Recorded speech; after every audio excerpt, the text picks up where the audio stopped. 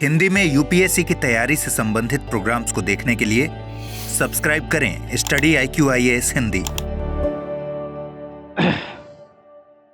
चलिए जुड़ना शुरू कर दें। आपकी क्लास लाइव है। हाँ, जुड़ जाएं आप लोग। आज हम लोग इस क्लास में बात करने वाले हैं थॉमस हॉब्स के बारे में।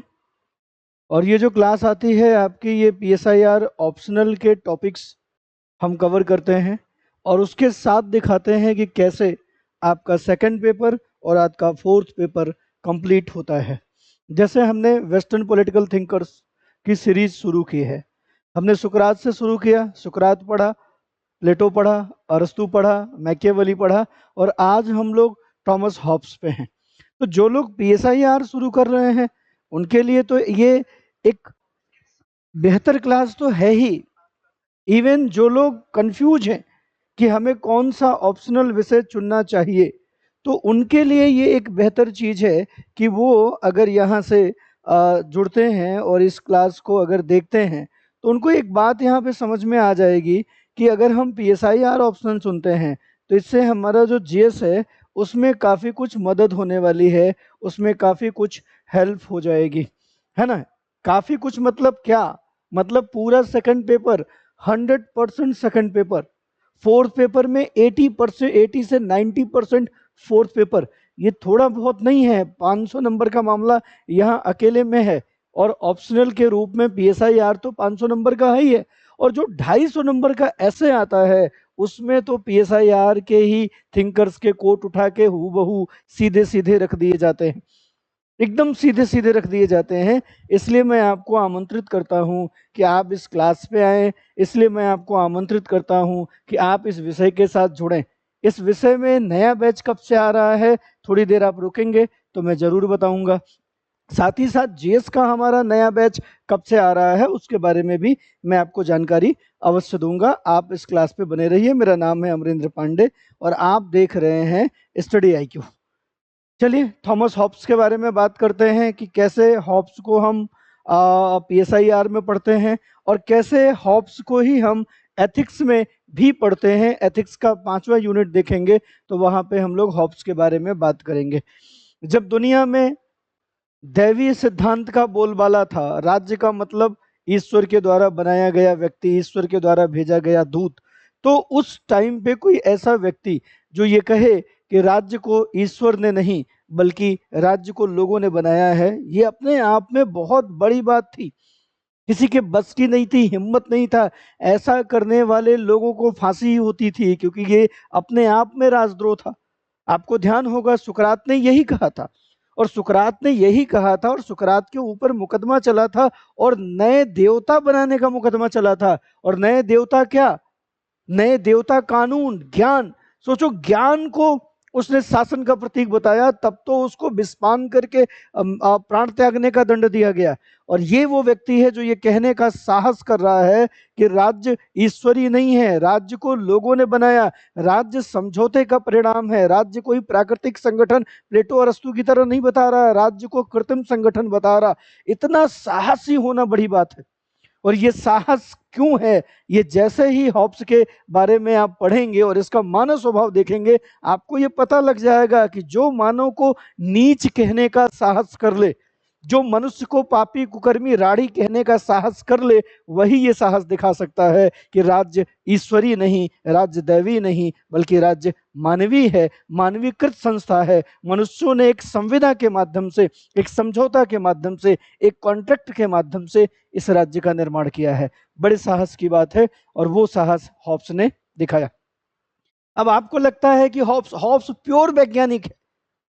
हॉब्स का तो राजनीतिक मनोविज्ञान है जिसमें वो कहता है कि मनुष्य अगले क्षण क्या करेगा इस बात को भी हम पहले से अध्ययन के माध्यम से जान सकते हैं। इवन जानने की बात ही छोड़ो, हम किसी मानव के आचरण का अध्ययन करके ये डिसाइड कर सकते हैं कि वो मनुष्य अगले कदम क्या करेगा। उसके निर्णयों को हम इस भौतिक पदार्थों के माध्यम से बदल सकते हैं। अर्थात एक मनुष्य के निर्णयों को, विचारों को रिमोट कंट्रोल की तरह प्रबंधित और नियंत्रित किया जा सकता है। और ये बात हॉब्स कह रहा है क्योंकि हॉब्स के पहले के लोगों ने यही कहा कि मनुष्य अनप्रेडिक्टेबल है।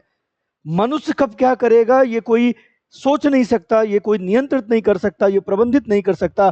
पूर्वानुमान तो मानवीय स्वभाव का, मानवीय आचरण का लगाया ही नहीं जा सकता। ना ना, कह रहा गलत बात है, लगाया जा सकता है, लगाया ही नहीं जा सकता है। मनुष्य के हर आचरण को कंट्रोल किया जा सकता है, नियंत्रित किया जा सकता है, जैसे रिमोट कंट्रोल। इसके लिए भौतिकता की समझ होनी चाहिए, इसलिए ये प्योर भौतिकतावादी विचारक है। लेकिन जब इसके विचार देखेंगे, जैसे एक शब्द आपको मेरे पीछे दिख रहा है, लेवियाथन। एक शब्द आपको यहाँ पे क्या दिख रहा है, लेवियाथन। प्लेटो हॉब्स की रचना का नाम लेवियाथन है। लेवियाथन को महादैत्य कहा जाता है, महादैत्य, महादैत्य, महादैत्य। समुद्र में रहने वाला एक जीव है जो हर किसी को निगल लेता है, उसको महादैत्य कहते हैं, महादैत्य। ऐसा इसलिए है क्योंकि, और यही लेवियाथन शासक है। हॉब्स का शासक कौन है, लेवियाथन है, महादैत्य। और महादैत्य शासक को महादैत्य क्यों बना रहा, क्योंकि जब मानव की स्वभाव देखेंगे तो मानव स्वभाव का, मानव जो स्वभाव है वो दैत्यों जैसा है, राक्षसों जैसा है।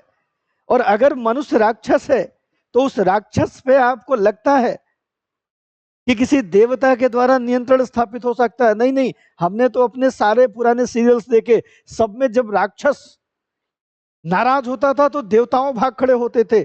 कभी भगवान शिव के यहाँ, कभी भगवान विष्णु के यहाँ, कभी ब्रह्मा जी के यहाँ याचना करते थे कि साहब इस राक्षस से बताओ, बचाओ। सोचिए, तो राक्षस के ऊपर कोई देवता शासक कहाँ रख पाएंगे? राक्षस के ऊपर महाराक्षस चाहिए, दैत्यों के ऊपर महादैत्य चाहिए। इसलिए इसका जो शासक है वो है लेवियाथन। लेवियाथन, लेवियाथन पे मूवी भी बनी है, और वो लेवियाथन मूवी को ऑस्कर भी मिला है, आप देखेंगे तो आपको पता लगेगा। तो हॉब्स के बारे में बातचीत कर रहे थे। ये जो विचारक हैं, इनके विचार बहुत ही दूरदर्शी हैं। अपने समय में किसी भी विचारक को मान्यता नहीं मिली, महत्व नहीं मिला। अपने समय में जितने विचारक आप पढ़ रहे हैं सब इधर से उधर भागते ही रहे हैं। आप चाहे प्लेटो की बात कर लें, आप चाहे अरस्तु की बात कर लें, भाई प्लेटो की बात कर लें, प्लेटो को भी अपने समय में बहुत प्रताड़नाएं झेलनी पड़ी। प्लेटो जिस आदर्श राजा की बात कर रहा था, दार्शनिक शासक की बात कर रहा था, एक पड़ोसी राज्य का था राजकुमार, उसने कहा हमें बनना है प्लेटो वाला दार्शनिक राजा। अपने मित्र को भेजा, सेनापति को, जो प्लेटो का मित्र था, भाई ले आओ, बुलाओ। भाई साहब आए, झगड़ा हो गया दोनों का। प्लेटो वापस आ गया दोबारा, फिर कुछ समय बाद फिर उसको कहा कि नहीं नहीं अब मैं झगड़ा नहीं करूंगा, बुलाओ। दोबारा प्लेटो को उल्टा लटका दिया, जेल में बंद करा दिया, कहा इसको सुबह फांसी दो। किसी तरीके से वो मित्र के कारण वो जेल से भाग पाया, प्लेटो की जान बची। और अरस्तु, अरस्तु का तो आप जानते ही, अरस्तु का भी जीवन में 12-14 वर्ष का भटकाव रहा। फिर जब सिकंदर विश्व विजय के लिए निकला तब उसे एथेंस में दे दिया गया, अपनी लाइसियम खोला, उसने थोड़ी दिन चलाया, इधर सिकंदर की मृत्यु, उधर अरस्तु को भागना पड़ा, क्योंकि लोगों का मानना था कि एथेंस के गुलाम होने के पीछे अरस्तु ही जिम्मेदार है। लिहाजा वही हाल एथेंस वासी अरस्तु के साथ करते जो हाल कभी एथेंस वासियों ने दर्शन के खिलाफ सुकरात के लिए किया था। जैसे सुकरात को विस्पान करके प्राण त्यागने पड़े, शायद वही सजा अरस्तु को भी मिलती। अरस्तु भाग खड़ा हुआ, भागते भागते अरस्तु ने एक चिट्ठी भी लिखी थी, और उसमें लिखा था कि मैं एथेंस वासियों को दर्शन के खिलाफ दोबारा से वही अपराध नहीं करने दूंगा। और खाकिल्स नगर, जो कि एक टापू था, वहां गया, कुछ समय तक रहा, और बाद में वाकई में जहर खा के विस्पान करके फिर अपने प्राण को त्याग दे दिया, आत्महत्या कर ली। ये थ्योरी है अरस्तु के संबंध में। आप सोचो, इतना बड़ा विचारक, इतना बड़ा विचार, इतनी बड़ी माइंडसेट, बावजूद उसके आत्महत्या कर। मैकियावेली की इतना समय नहीं है इस क्लास में कि हम लोग ये सारी चर्चाएं कर पाए। मैकियावेली निर्वासित जीवन जिया, कब मरा पता ही नहीं लगा किसी को, एक गांव में निर्वासित जीवन जीता रहा। हॉब्स, ये वो समय में पैदा हुआ जिस समय इंग्लैंड में गृह युद्ध चल रहा था।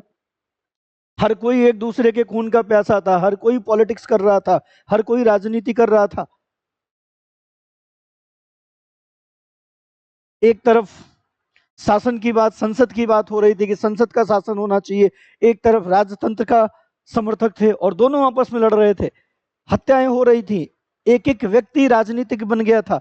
पिता पुत्र अलग अलग विचार रख रहे हैं, पति पत्नी अलग अलग विचार रख रहे हैं। इस टाइम पे पैदा होता है हॉब्स, और हॉब्स देखता है कि आदमी कितना स्वार्थी है, कितना घृत है शक्ति प्राप्त करने के लिए, यश प्राप्त करने के लिए, कीर्ति प्राप्त करने के लिए कुछ भी, किसी भी हद तक जाने को तैयार है।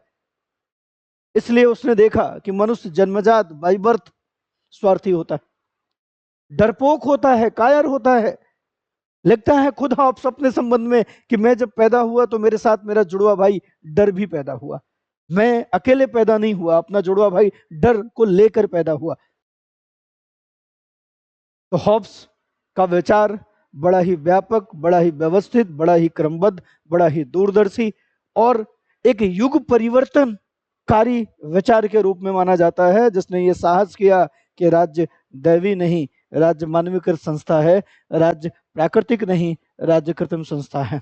तो हॉब्स बहुत इंपॉर्टेंट है, बहुत इंपॉर्टेंट, इसका बड़ा महत्व है राजनीति विज्ञान के सैद्धांतिक विकास में। तो देखिए, हॉब्स एक प्रमुख पश्चिमी राजनीतिक विचारक है। यूपीएससी के पॉलिटिकल साइंस में पाठ्यक्रम में ये बहुत रिलेवेंट है, बहुत प्रासंगिक है। आज जिस हम व्यक्तिवाद की बात करते हैं, उस व्यक्तिवाद के बीज इसी व्यक्ति के विचारों में हमें देखने को मिलते हैं। सबसे प्रसिद्ध रचना लेवियाथन है, जिसमें मानव स्वभाव, सामाजिक अनुबंध और शासन की प्रकृति के विचार इन्होंने प्रस्तुत किए हैं। हॉब्स के संबंध में अगर हम बात करें तो एथिक्स में भी हॉब्स हमें देखने को मिलता है। अगर हम एथिक्स में इनकी प्रासंगिकता की बात करें तो एथिक्स में यूनिट 5 के भीतर जहां हम महान दार्शनिकों के विचार पढ़ते हैं, वहां हॉब्स भी दार्शनिक के रूप में हमें पाया जाता है। जहां हम नैतिकता की उत्पत्ति के विचार की बात करते हैं, एथिक्स और ह्यूमन नेचर की बात करते हैं, तो वहां पे हमें बहुत हद तक जो हॉब्स है ये हमें मदद करता है, देखने को मिलता है। क्या नैतिकता स्वाभाविक है या नैतिकता की उत्पत्ति सामाजिक प्रभाव से होती है? इन दोनों प्रश्नों का जो उदाहरण है, कई बार यूपीएससी ने सवाल पूछा है, नैतिकता स्थायी है, नैतिकता समय के साथ परिवर्तित होती है, विचार दीजिए। तो इस विचारों का जो भूमिका है वो हॉब्स के विचारों से आसानी से आप बना सकते हैं। ठीक है। देखिए, अब टॉपिक की बात कर लेते हैं। तो यहाँ पे आपने देखा मानव स्वभाव और प्राकृतिक अवस्था। मानव स्वभाव, मनुष्य जन्मजात नीच होता है, स्वार्थी होता है, कुकर्मी होता है, राढ़ी होता है, लोभी होता है, कायर होता है।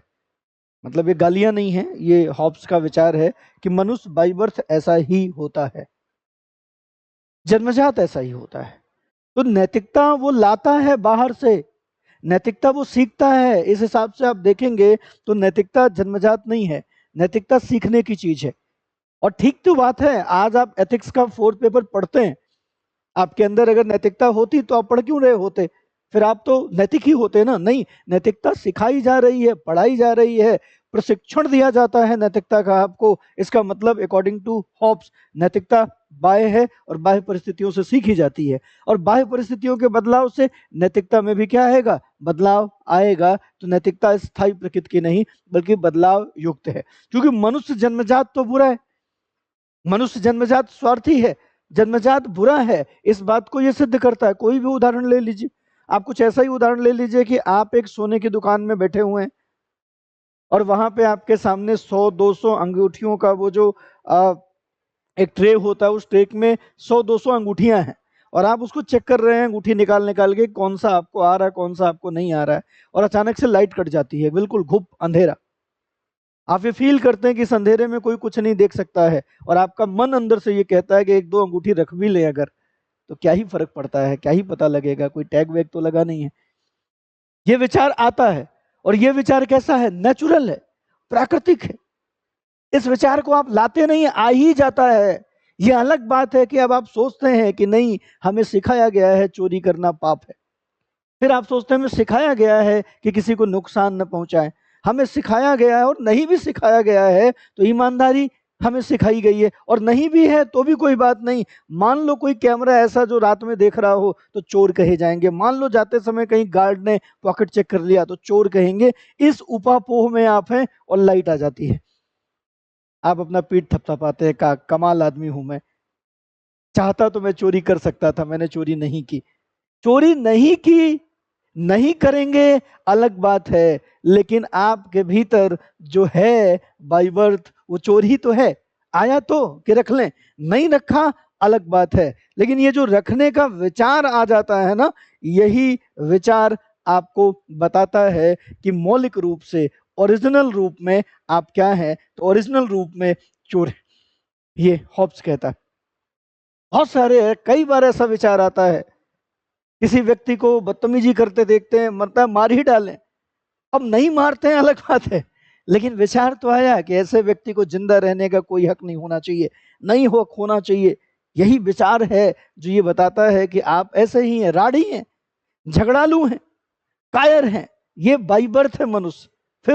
फिर मनुष्य सीखता है, नैतिकता सीखता है। मनुष्य ऐसा कैसे करता है? तो ऐसा वो अपने बुद्धि विवेक से कर पाता है।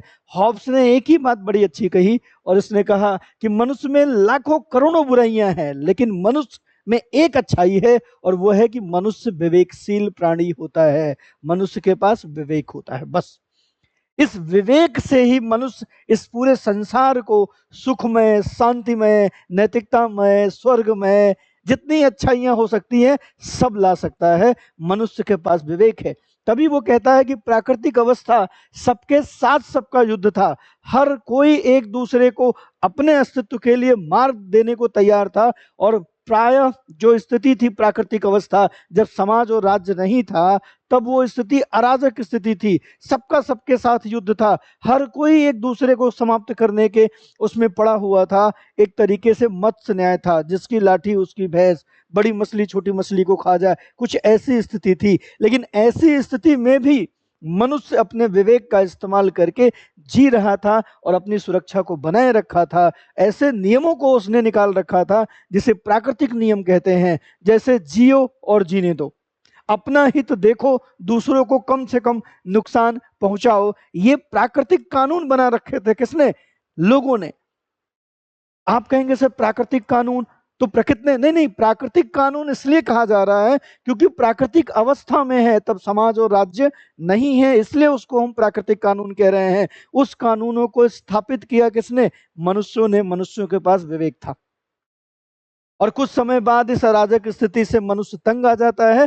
लिहाजा इस अवस्था को समाप्त करने के लिए मनुष्य आपस में मिलते हैं, मिलकर एक समझौता करते हैं, और सभी अपने शासन करने के अधिकार को एक व्यक्ति या व्यक्ति समूह को सौंप देते हैं, और सभी ये कसम खाते हैं कि हम इन व्यक्ति या व्यक्ति समूह की बात मानेंगे अगर ऐसा और लोग भी करते हैं। और सभी इसी तरीके से शपथ ग्रहण करके और एक व्यक्ति या व्यक्ति विशेष में सारे अधिकार सौंप देते हैं, उनसे किसी प्रकार का कोई कमिटमेंट नहीं लेते, और इस तरीके से राज्य की उत्पत्ति होती है, जिसमें एक शासक होता है, बाकी सब शासित होते हैं, और शासक के पास शासन करने के सारे अधिकार हैं। और शासक किसी भी विचार से, किसी भी व्यक्ति से, किसी भी व्यवस्था से दबा हुआ नहीं है, लिमिटेड नहीं है, सिवाय एक के, शासक बनाया ही गया था शांति स्थापित करने के लिए। इसलिए शासक को शांति स्थापित करनी चाहिए, अर्थात लोगों के जीवन को सुरक्षा देनी चाहिए। अगर लोगों का जीवन सुरक्षित नहीं है तो ऐसे शासक को बदलने का अधिकार देता है।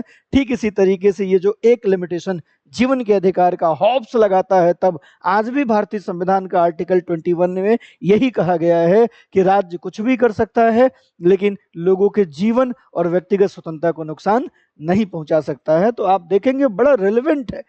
भले ही ये बात 17वीं शताब्दी की है, लेकिन आज 21वीं शताब्दी में भी लगता है कि प्लेटो के द्वारा बोले गए एक एक शब्द को हम हूबहू अपने जीवन में उपयोग कर रहे हैं। इसी तरीके से जब हम एथिक्स में पढ़ते हैं यही मानव स्वभाव, यही प्राकृतिक अवस्था, तो हम यह नैतिकता के विचार, नैतिकता के विकास, मानव स्वभाव, नैतिकता की उत्पत्ति, नैतिकता का स्थायित्व, नैतिकता का बदलाव, ये सारे विचार हम देख पाते हैं पूरे एथिक्स में। मतलब बात केवल एथिक्स में 5वीं यूनिट की नहीं है, बात पूरे एथिक्स में पहला यूनिट, दूसरा यूनिट, चौथा यूनिट, 5वां यूनिट, छठा और 7वें यूनिट से है, और सब में इनके विचार काम आते हैं। तो आप देख सकते हैं, अगर हम हॉब्स PSIR में पढ़ें तो दूसरा टॉपिक होता है सामाजिक अनुबंध। एक तरीके से समझौते की बात होती है। सामाजिक अनुबंध के 3 बड़े विचारक हमें देखने को मिलते हैं। उसमें से पहला विचारक हॉब्स है, दूसरा लॉक है, और तीसरा रूसो है। द सोशल कॉन्ट्रैक्ट, इस पुस्तक का लेखक रूसो है, लेकिन सोशल कॉन्ट्रैक्ट, सामाजिक अनुबंध के सिद्धांत का जन्मदाता ये हॉब्स है। तो हॉब्स ने प्रस्तावित किया कि लोग अपनी प्राकृतिक अवस्था अर्थात अराजकता से अपने को बचाने के लिए सामाजिक अनुबंध के तहत अपनी स्वतंत्रता को स्थापित करने के लिए एक शक्तिशाली शासक को अपने सारे अधिकार सौंप देते हैं और एक निरंकुश शासक एब्सोल्यूट सॉवरेन होता है उसकी व्यवस्था करते हैं और उसके पास केवल एक ही लिमिटेशंस होता है कि वो लोगों के जीवन को नुकसान नहीं पहुंचाएगा, बाकी वो किसी प्रकार के भी आदेश वगैरह के लिए तैयार होता है। आप देखेंगे कानूनों का जो वैध स्वरूप है, उस कानूनों के वैध स्वरूप का भी जन्मदाता यही व्यक्ति है। लोगों ने मिलकर शासक को कहा कि आपको जो करना है करो। अब अगर उस शासक के द्वारा कोई आदेश पारित किया जाता है तो वो आदेश कानून है। और कैसा कानून है?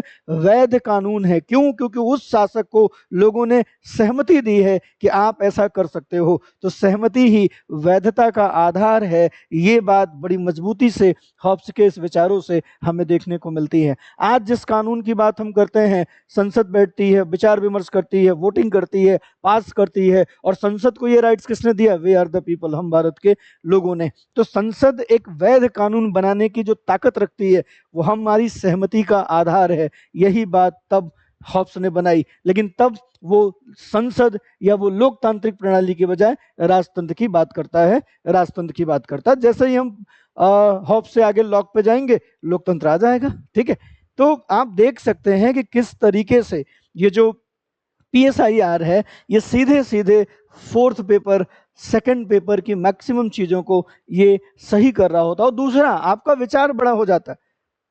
आप हर वो चीज जो आपके समक्ष लाई जाती है किसी अवधारणा सिद्धांत के रूप में, आप उसकी सीधे सीधे उत्पत्ति देख लेते हैं। भाई सारे विषयों के और सारी अवधारणाओं का जन्म जो है वो दर्शन से होता है, और ये सारे दार्शनिक हैं।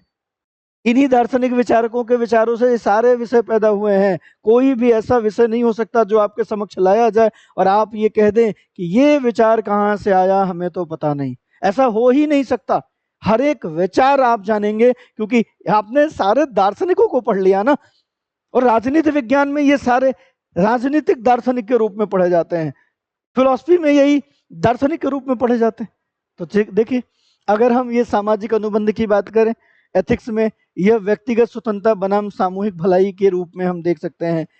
इससे हमें यह भी पता लगता है कि जो प्रशासक हैं उनका अपना जो अस्तित्व है वो जनता के कारण है, और उनको कुछ जिम्मेदारी दी गई है, उनका कुछ अपना नैतिक दायित्व कर्तव्य है, और वो कर्तव्य सेवा भाव है। उन्हें ये अधिकार ही दिया गया कि वो लोगों को जो चाहे वो कह सके, आदेश दे सके। क्यों? क्योंकि वो लोगों के लिए भलाई का काम करेंगे। तो इस तरीके से ये जो कर्तव्य शासकों का है और जनता के प्रति, और जनता का जो सहमति है शासकों को, ये जो रिलेशन है ये भी यहाँ से हम देख सकते हैं, सामाजिक अनुबंध सिद्धांत से हम देख सकते हैं। इसी तरीके से आगे बढ़ते हैं। तीसरा, निरंकुश शासन का समर्थन, लेवियाथन, महादैत्य। महादैत्य का समर्थन यहाँ पे हमें देखने को मिलता है। हम आगे बढ़ेंगे, इससे पहले मैं प्रयास करूंगा कि आपको थोड़ी सूचना मिल जाए। जैसे आप PSIR ऑप्शनल विषय अगर लेना चाह रहे हैं और आप एक नए बैच के साथ जुड़ना चाह रहे हैं, तो मैं उम्मीद करता हूँ, ये अपेक्षा करता हूँ कि आप लोगों को 30 अप्रैल से एक नया बैच उपलब्ध हो जाएगा जो बिल्कुल स्टार्ट से स्टार्ट होगा।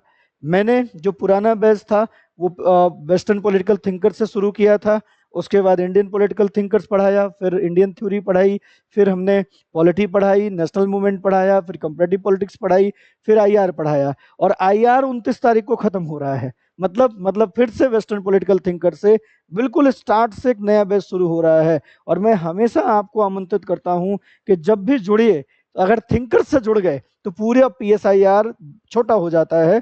तो ये बैच 30 अप्रैल से आ रहा है, तो 30 अप्रैल के पहले क्लासेस चल रही हैं, आप अपना एडमिशन ले सकते हैं। 14,999 ये फीस होने वाली है AP लाइव कोड के इस्तेमाल के साथ। मेरा नाम है अमरेंद्र पांडे और मैं PSIR ऑप्शनल हिंदी माध्यम में स्टडी IQ पे पढ़ाता हूं। तो आप स्टडी IQ के ऐप पे जाएंगे या स्टडी IQ की वेबसाइट है, आप वहां पे भी जा सकते हैं। वहां पे UPSC सेक्शन में आप सर्च करेंगे PSIR तो आपको मिल जाएगा, और हिंदी माध्यम में आप एडमिशन लेने के लिए AP लाइव कोड का इस्तेमाल करके एडमिशन ले सकते हैं। और किसी तरीके की अगर सूचना जानकारी चाहिए, इसी क्लास के बिल्कुल नीचे जाएंगे डिस्क्रिप्शन बॉक्स में एकदम नीचे, तो उसमें एक गूगल फॉर्म भी है। अगर उस फॉर्म को फिल करेंगे तो आपको सीधे कॉल आ जाएगी। जो भी आपको हेल्प चाहिए वो हेल्प आपको इजीली उपलब्ध हो जाएगा। ऐप पे कैसे जाएंगे? तो जैसे ही डिस्क्रिप्शन बॉक्स में जाएंगे तो वहाँ पे ऐप पे सीधे कोर्स पे जाने के लिए भी लिंक पड़ा हुआ है, PSIR एडमिशन, उस पे जाएंगे तो आप पहुंच जाएंगे। ठीक है, किसी तरीके की कोई जानकारी चाहिए होगी तो आप हमारे मेंटोर्स को फ़ोन कर सकते हैं, वहाँ पे नंबर दिया है, वो हमारी बात भी आपसे करा देंगे जब तक आपने एडमिशन नहीं लिया। एडमिशन लेने के बाद आप सीधे हमें फ़ोन कर सकते हैं, सीधे हमारे व्हाट्सएप पे आप जुड़ सकते हैं। तो बिल्कुल भी आपको घबराने की ज़रूरत नहीं है।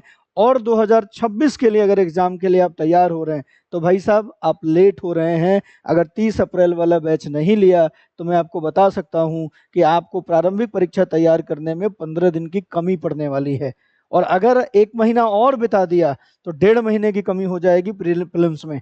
फिर हो सकता है कि आप या तो ऑप्शनल छोड़ें बीच में या प्रारंभिक परीक्षा जो लास्ट टाइम आप देने वाले रहेंगे उसको पूरे एग्जाम को छोड़ें। इसलिए बिल्कुल भी देर मत करिए, फटाफट आप यहाँ पे आ सकते हैं।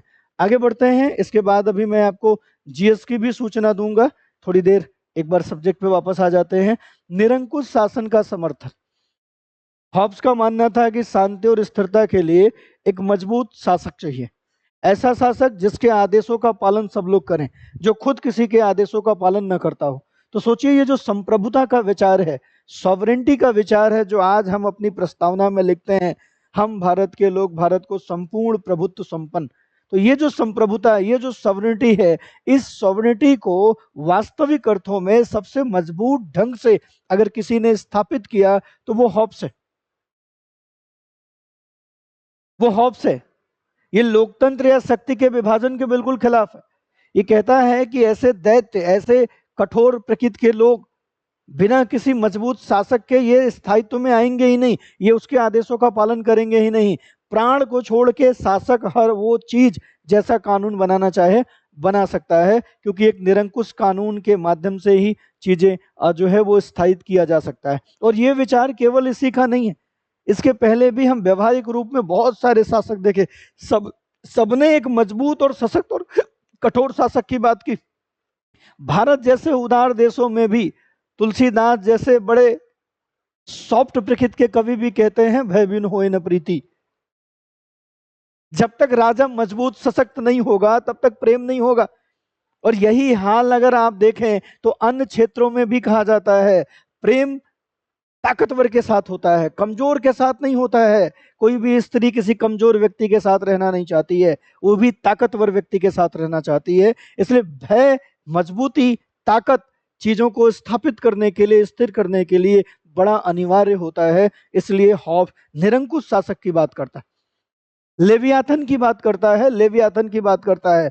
एथिक्स में भी आप जाएंगे तो एथिक्स में भी आपको ये देखने को मिलेगा कि शासक का अपने कर्तव्यों के प्रति स्थिर और दृढ़ होना बड़ा जरूरी है। शासक को हर स्थिति में इस बात का ध्यान रखना चाहिए कि जनता जो चाहती है या जो उसके अधिकार है वो उसके तक पहुंचे, और इसके लिए कई बार बड़े कठोर निर्णय लेने होते हैं। और वो कठोर निर्णय एक मजबूत शासक ही ले सकता है। हर किसी के बस की बात नहीं है कठोर निर्णय लेने का। तो निर्णय, और जब भी द्वंद्व की बात हो तो उस द्वंद्व में आत्मिक निर्णय के साथ अगर आप खड़े होने की हिम्मत रखते हैं तो आप हॉब्स के नजदीक हैं, हॉब्स के शासक के नजदीक हैं। तो आप देखेंगे एथिक्स में भी आपको ये देखने को मिलता है, एथिक्स में भी आपको ये देखने को मिलता है। इसी तरीके से अगर हम बात करें तो हम जीएस फाउंडेशन की बात कर सकते हैं। अगर आप जीएस का भी कोर्स देख रहे हैं, जीएस की क्लास देख रहे हैं, तो आप पाएंगे कि जीएस का जो बैच है वो 24 अप्रैल 2025 से सुबह 8 बजे से शुरू हो रहा है। मॉर्निंग बैच है और ये 2026 के लिए है। इवन 2027 तक इसकी वैलिडिटी रहेगी। इसकी फीस 31,999 है, तब जब एपी लाइव कोड का इस्तेमाल करेंगे तब। ये बैच इसलिए ज़्यादा इंपॉर्टेंट हो जाता है क्योंकि ये P2I फाउंडेशन है। इसके अंतर्गत कुछ बहुत सी सुविधाएं आपको मिलती हैं। जैसे मैं एक बार इस सुविधाओं को बड़ा करके दिखा दूं आपको, तो आप देखेंगे कि प्रीलिम्स और मेंस के रेजिडेंशियल प्रोग्राम, प्रीलिम्स और मेंस रेजिडेंशियल प्रोग्राम है। मतलब अगर आप प्रीलिम्स परीक्षा के लिए जो एसआईपी होती है, या जब प्रीलिम्स आप कंप्लीट कर लेते हैं तो मेंस का जो प्रिपरेशन उस बीच में होता है वो आपको स्टडी आईक्यू के दिल्ली वाले वेन्यू पे बुला के आपका रहना खाना फ्री होता है, और वहाँ ये क्लास ऑफलाइन मॉडल में दी जाती है। साथ ही साथ प्रीलिम्स जब आप क्लियर करते हैं तो आपकी पूरी फीस, ये जो आपने यहाँ पे देखा ना 31,999, ये पूरी फीस आपकी जो है रिफंड हो जाती है केवल प्रारंभिक परीक्षा पास करने मात्र पे। इसके अलावा हर महीने एक टेस्ट ऑर्गेनाइज होता है। ये टेस्ट कौन सा होता है? ये टेस्ट वही है जो लोग एडमिशन ले चुके हैं उनके ही बीच होता है। जो टॉप करता है, जो फर्स्ट रैंक ले आता है, उसको 11,000 रुपये नगद इनाम मिलते हैं। 31,000 दो और 12 बार टॉप करो, नहीं तो आप सोच लो कि आप तो 1.5-2 लाख रुपए 1.5 लाख रुपए तो ले ही गए 31,000 देके। तो ये आपकी पढ़ाई को इम्प्रूव करने के लिए कि आपका जो परफॉर्मेंस है वो बढ़िया बना रहे, इंटरव्यू गाइडेंस प्रोग्राम भी यहाँ पर है। तो हमें लगता है कि आप अगर गुणात्मक बैच ढूंढते हैं तो आपको स्टडी IQ से बेहतर बैचेस ऑनलाइन प्लेटफॉर्म पे नहीं मिलेंगे। आप यहाँ पे आ सकते हैं, स्टडी IQ के साथ जुड़ सकते हैं। बाकी निरंकुश शासन की स्थापना हो चुकी है। आगे हम अगले विचार पे जाते हैं, भौतिकतावादी दृष्टिकोण। अच्छा, ये जो भौतिकतावादी दृष्टिकोण है और आध्यात्मिकतावादी दृष्टिकोण है, इसमें बड़ा कंट्राडिक्टरी है। लेकिन आप देखेंगे तो इंडक्टिव मेथड भौतिकतावाद से ही शुरू होता है और आध्यात्मवाद की ओर जाता है। और बहुत सारे आध्यात्मिकतावादी भी, जैसे हेगल जैसा द्वंद्ववादी विचारक भी एब्सोल्यूट आइडिया पर पहुंचता है तो द्वंद्वात्मक विचारों को समाप्त करके ही तो पहुंचता है। तो देखा जाए तो सरल से कठिन की ओर जाना सबसे वैज्ञानिक दृष्टिकोण लगता है और हॉब्स ने भी इसी दृष्टिकोण को महत्व दिया है, इसी दृष्टिकोण को अच्छा माना है। PSIR में अगर हम देखें तो हॉब्स ने मानव व्यवहार को भौतिकतावादी आधार पर समझाया है और समझने का प्रयास किया है। इसने ये बताया है कि हमारे जो ज्ञान है, हमारे जो विचार हैं, जो हमारे मन में विचार उठते हैं, वो आंतरिक नहीं। जैसे प्लेटो ने कहा कि ज्ञान सहजात है, हमारे साथ ही पैदा होता है, ये कहता है ऐसा नहीं है। हमारी जो आत्मा है वो पूरा कोरा कागज है, उसमें कुछ भी नहीं है, इसलिए अंदर से कुछ नहीं आता है। ये जो बाह्य वातावरण है, इन बाह्य वातावरण में जो भी भौतिक पदार्थ हैं, उन प्रत्येक भौतिक पदार्थों की अपनी एक वाइब्रेशन है और उसी वाइब्रेशन के कारण हमारे आत्मा पे नए नए विचार अंकित हो रहे होते हैं और फिर वही विचार हमारे बाहर आते हैं। तो हमें लगता है कि वो विचार हमारे आंतरिक है, नहीं, वो विचार बाह्य परिस्थितियों से हैं। जैसे हमें अगर पहाड़ दिखा दो तो बड़ा मन में सुकून सा फील आएगा। आदमी कहेगा कि ये सुकून जो का विचार है ये आंतरिक नहीं, नहीं पहाड़ का है, पहाड़ सुकून दे रहा है, सागर सुकून दे रहा है। अगर अगर हमें गुस्सा दिलाना हो तो कोई चिड़चिड़ा वाली चीज दिखाओ, अपने आप गुस्सा आएगा। तो ये जो गुस्सा है, ये जो प्रेम है, ये जो विचार है, ये जो सहयोग है, ये जो स्वार्थ है, ये सब आंतरिक नहीं बाह्य परिस्थितियों की देन है। तो भौतिक पदार्थ हमारे विचार तय करते हैं। इसी विचार को तो मार्क्स आगे जाके उपयोग करता है। भौतिक पदार्थ तय करते हैं कि हम क्या सोचेंगे, हम तय नहीं करते कि हम क्या सोचते हैं। अर्थात सोच आंतरिक नहीं बाह्य है, भौतिक पदार्थों द्वारा बना है। अब आप कहोगे कि हम तो मनुष्य हैं, हम पे इसका प्रभाव क्यों पड़ रहा है? क्योंकि हम भी इन्हीं भौतिक पदार्थों से बने हैं। हमारा ये पूरा शरीर इसी पंच तत्वों से, छित जल पावक गगन समीर, इसी से बना है। और ये सब भौतिक पदार्थ हैं, ये सब परमाणुओं से बने हैं और हर परमाणु के अंदर इलेक्ट्रॉन प्रोटॉन न्यूट्रॉन है। और इलेक्ट्रॉन प्रोटॉन न्यूट्रॉन पे 3 तरीके के चार्ज हैं, एक प्लस है, एक माइनस है, एक न्यूट्रल है। और इसी को हमारे गीता में, हमारे अन्य ग्रंथों में भी सत्तम रज के रूप में बताया गया है। यही हमारे ईश्वरों में सत्यम शिवम सुंदरम है, यही सच्चिदानंद है, यही त्रिगुणात्मक विचार है जो भौतिकवाद के रूप में हॉब्स समझाने का प्रयास कर रहा है। एथिक्स में भी यही समझना है हमें कि हमारे जो विचार हैं, हमारे जो कर्तव्य हैं, हम जो सीखते हैं वो क्या पूरी तरीके से हमारे हैं? नहीं, बाह्य परिस्थितियों की देन है। कई बार डिसीजन हमारे सोचे विचारे से नहीं होता, कई बार डिसीजन बाह्य वातावरण के क्रिया प्रतिक्रिया स्वरूप होता है। तो ऐसे स्थिति में ये भी परिणामों की बात करता है और ये भी आध्यात्मिक आयाम देता है कि भौतिक पदार्थों की संतृप्तता हमें आध्यात्म की ओर ले जाती है। इसीलिए ओशो जैसे विचारक कहते हैं कि कोई गरीब व्यक्ति संत नहीं बन सकता। जब तक आप संतृप्त नहीं होंगे तब तक संघनन और वर्षा नहीं होगी। तो आध्यात्म निकलने के लिए, आध्यात्म बरसने के लिए भौतिकता का संतृप्त होना बड़ा जरूरी है। और भौतिक पदार्थों के माध्यम से मानव आचरण, मानव व्यवहार को समझाते हैं। तो बाहर भी जो मानव विचार है उसको कैसे बदलना है, किसी सरकारी नीतियों को किस तरीके से प्रमोट करना है कि लोग उसको एक्सेप्ट करें और लोग उसके साथ जुड़ें, ये शासक प्रशासक इस भौतिकवादी दृष्टिकोण के माध्यम से समझ सकता है, जान सकता है। इसलिए आपको जुड़ना चाहिए, है ना, जुड़ना चाहिए। एक और है कानून और नैतिकता का संबंध। हॉब्स की बात करें तो नैतिकता शासक के बनाए गए कानून से परिभाषित होती है। मतलब नैतिकता वो है जो शासक बताए, और शासक नैतिकता से ऊपर है। शासक के लिए कोई नैतिकता नहीं होती। हमारे शासक ने पिछली बार कहा था ऐसा होता है तो ये होता है, तो हमने मान लिया, हमने वोट किया। फिर दोबारा जब वैसा ही हुआ तो शासक ने कहा कि ऐसा होता है तो ये होता है। तो अब हम नाराज नहीं हो रहे शासक से कि पहले तो आपने ये कहा था, अब ये क्यों कह रहे हो? शासक जो कह रहा है वही सही है। क्या समझे? शासक जो कह रहा है वही सही है। अगर कभी हमारे शासक कहते हैं कि डॉलर मजबूत होने से, रुपया गिरने से देश की इज्जत गिरती है, तब गिरती होगी। अब अगर डॉलर मजबूत होता है तो इससे विकास होता है, देश का रुपया गिरता है तो विकास होता है, अब विकास होता है। और इस बात को स्वीकार करना है, क्योंकि जनता के लिए सत्य वही है जो शासक बताए, जनता के लिए नैतिकता वही है जो शासक बताए।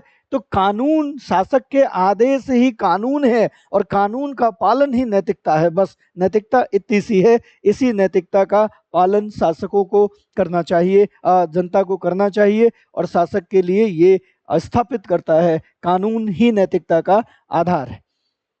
जबकि हम एथिक्स में आगे चलेंगे तो पढ़ेंगे कि नैतिकता कानून का आधार है, और फिर पढ़ेंगे कानून नैतिकता का आधार है। जैसे जैसे कानून बनाया गया कि प्रायः सड़क के बाईं ओर चलें, तो हम सड़क के बाईं ओर चलते हैं। अब दिन भर कानून का पालन नहीं करते। अब धीरे धीरे ये नैतिकता का प्रश्न बन गया है कि सड़क पे अगर चल रहे हैं तो बाएं चलिए, अगर दाहिने चल रहे हैं तो आदमी कहता है कि अनैतिक आदमी हो क्या, बदमाश हो, बाएं चलना चाहिए, भी कुछ हो जाएगा तो कौन जिम्मेदारी लेगा, बाएं चलो। तो धीरे धीरे वो कानून नैतिकता का रूप धारण कर लेता है। तो कानून नैतिकता का आधार है, ये हॉब्स बताता है। और जब हम अपने एथिक्स में जाएंगे, और एथिक्स में जब हम छठी यूनिट पढ़ेंगे और 7वीं यूनिट देखेंगे, तो वहाँ कानून और नैतिकता का और आत्मा का जब संबंध देखेंगे तो हमें पता लग जाएगा कि ऐसा है। ठीक, तो इन लोगों के जो विचार हैं, उन्हीं विचारों को तो हम लोग पढ़ते हैं, कुछ अलग थोड़ी पढ़ रहे होते हैं। लेकिन हम सोचते हैं कि एकदम एग्जैक्टली सिलेबस के लिए वही पढ़े, ऐसा नहीं होता है। PSIR पढ़ेंगे तो आपका बुद्धि विवेक सार्वभौमिक हो जाएगा, अन्य विषय आपको पहुंच में लगने लगेंगे। विज्ञान जैसा विषय भी ये अगर हॉब्स पढ़ लें तो आपको लगेगा कि विज्ञान क्या ही कर रहा है, जो कर रहा है वो तो ये बता चुका है, आपके लिए सरल हो जाएगा। इसलिए तो अगर UPSC के पॉइंट ऑफ व्यू से हम उपयोगिता देखें तो हॉब्स के विचारों को सामाजिक अनुबंध के रूप में, राजनीतिक चिंतन के रूप में, राज्य की उत्पत्ति के सिद्धांतों के रूप में हम इसको देख सकते हैं। साथ ही साथ लॉक और रूसो से तुलना होती है। एथिक्स में देखें तो हॉब्स का दृष्टिकोण नैतिकता की उत्पत्ति से, शक्ति और नैतिकता से, प्रशासन में नैतिकता से, और कानून और नैतिकता के संबंधों आदि चीजों में हमें देखने को मिलता है, आदि चीजों में हमें देखने को मिलता है। तो ये था हमारा पूरी क्लास, जिसमें हमने हॉब्स को देखा, हॉब्स के प्रमुख विचारों को देखा, अर्थात PSIR तैयार करने वाले विद्यार्थियों के लिए जो महत्वपूर्ण चीज थी वो दिख गई। अब वही PSIR के विद्यार्थी अगर एथिक्स पढ़ने जाएंगे तो वहाँ हॉब्स उनके लिए उपयोगी होगा। अगर सेकंड पेपर देखने जाएंगे तो वहाँ पर भी जब पॉलिटी की बात करते हैं तो उसमें कानून की उत्पत्ति के संबंध में, राज्य की उत्पत्ति के संबंध में वो सहयोग करेगा। जब वो गवर्नेंस पढ़ने जाते हैं तो वहाँ पर भी राज्य के दायित्वों, कर्तव्यों को स्वाभाविक रूप से अपने कर्तव्यों के साथ ग्रहण करने के साथ, अनुबंध करने के साथ आपको वो करना ही होगा, सेवा करनी ही होगी, ये तय हो जाता है। तो सरल हो जाता है, आसान हो जाता है। इसीलिए मैं बार बार आपको आमंत्रित करता हूं कि PSIR ऑप्शनल के साथ जरूर जुड़ें, क्योंकि ये विषय IAS बनने की प्रक्रिया में आपको सबसे ज़्यादा मजबूत बनाता है। और एक IAS का एटीट्यूड तो भरता ही भरता है, और कुछ भरे न भरे एक IAS का एटीट्यूड भरता है, IAS की अभिवृत्ति डाल देता है। और जिसका एटीट्यूड ही IAS का हो वो तो फिर IAS है ही है, और वो तो IAS हो ही जाएगा। तो इसलिए आप जुड़ सकते हैं। मेरा नाम है अमरेंद्र पांडे, और आप इस क्लास को लाइक करिए, शेयर करिए, अपने दोस्तों मित्रों तक पहुंचाइए, और बैच 30 अप्रैल से आ रहा है तो उससे जुड़ने का प्रयास करिए। धन्यवाद, जय हिंद। हिंदी में UPSC की तैयारी से संबंधित प्रोग्राम्स को देखने के लिए सब्सक्राइब करें स्टडी IQ IAS हिंदी।